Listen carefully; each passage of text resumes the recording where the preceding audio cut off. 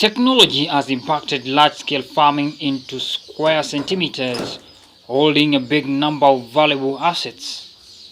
If you thought that breeding 2,000 chicks needs a big farm, then to your surprise it is not the case. Breeding disease-free chicken is a process that requires cleanliness and diligence.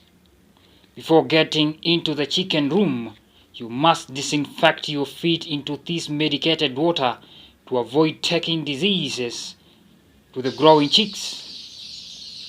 The breeding process starts by sorting clean fertile eggs which are not more than 6 days old into this archery machine where they are allowed to stay for 18 days. This machine can hold up to 2,000 eggs at once. During these 18 days, this automated machine turns the eggs up to 45 degrees after every 1 hour to maintain constant warmth and humidity to the eggs.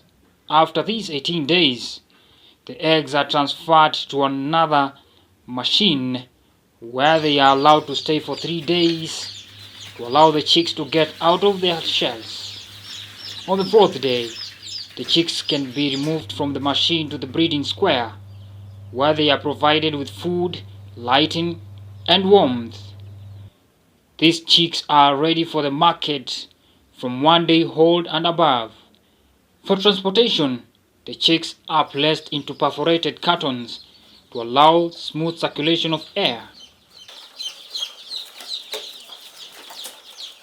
This being one of the brilliant ways of making money in agriculture.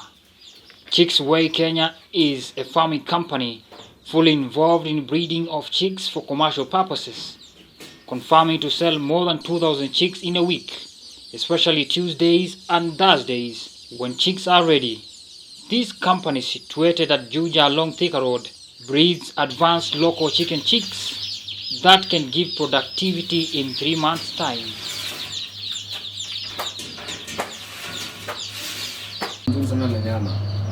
Kali nataka 220 to 250 eggs.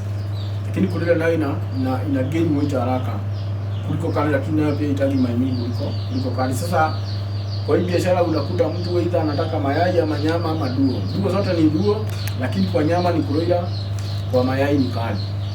Ukiangalia mayai kama hii, huku yako kama inakutajia mayai kama hii, hata ukienda kwa soko hii mayai itanunuliwa haraka.